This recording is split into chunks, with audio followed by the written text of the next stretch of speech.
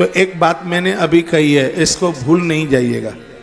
बेटियां विवाह के लायक हों, उनका विवाह करें, कन्यादान करना नहीं भूलना, वो गौदान करना नहीं भूलना। कन्यादान में गौदान के द्वारा, गाय के सेवा के द्वारा सनातन धर्म पुष्ट होता है, सनातन धर्म ताकतवर होता है। गैया मैया की सेवा सनातन धर्म को बहुत ताकत देती है, बहुत शक्ति देती है। गैया मैया पशु नहीं है, ये देवों की भी माँ है, गायत्री को जन्म देती है।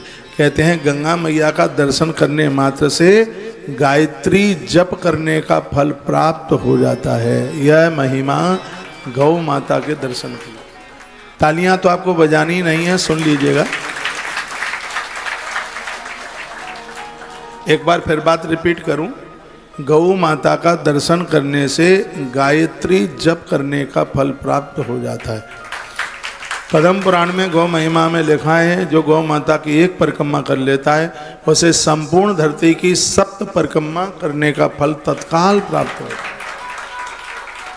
गैया मैया जिसको चाट ले अपने जीव से, उसको कोई विषैले जीव का जहर चढ़ ही नहीं सकता। इतनी बड़ी महिमा। जो गौ माता का कच्चा दूध पीता है उसकी बॉडी में विष नहीं रहता। मनुष्य के शरीर में तो भारी जहर है। आपने कभी देखा हो, सुना हो, यदि नाखून से कहीं ऐसे खुजा लें तो विषयुक्त हो जाता है, वो पक जाता है। कोई दांत से काट ले तो पक जाता है। लोग तो इतने विषैले होते हैं, ये तो सांप से भी ज़्यादा विषैले।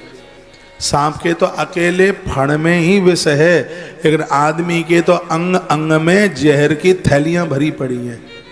आदमी तो इतना विषैला है, गैया मैया ही इसका कल्याण कर पाएगी। आप बहुत धर्म कर्म पुण्य सत्कर्म करते हैं, आप गौवंश के साथ जरूर जुड़िए। गौ माता की पीड़ा को अपना कष्ट समझिए, और परमात्मा ने आपको कम नहीं, प्रभु कृपा से बहुत दिया। बस मन की भावना होनी चाहिए।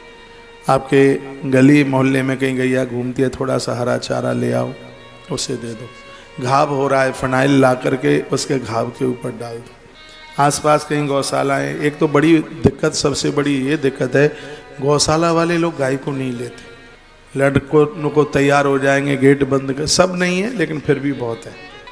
और मैं तो आप सबको प्रार्थना पूर्वक कहना चाहता हूँ, आप खूब गौ माता को डोनेशन देते हैं, सहयोग करते हैं।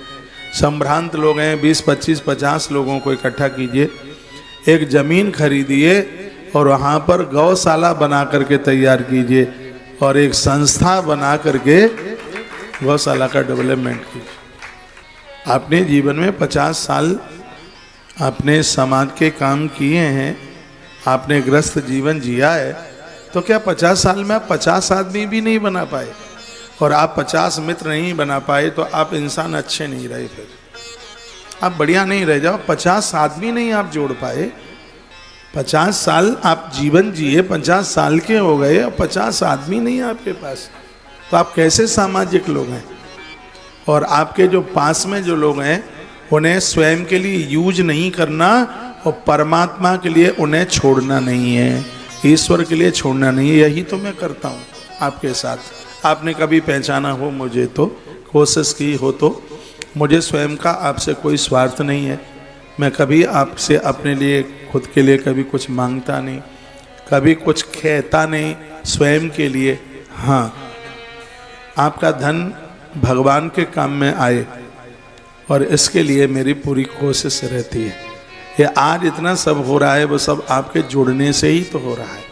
और ऐसा नहीं है जो एक खून के हों, चाचा ताऊ के हों, बुआ फूफा के हों, वो ही काम में आएंगे। ये शायद धोखा तुम्हें दे देंगे, लेकिन तुम्हारा मित्र तुम्हें कभी धोखा नहीं देगा। अपने मित्रों को इस काम के साथ में लगाइए, क्योंकि ये सनातन धर्म की बहुत बड़ी ताकत है।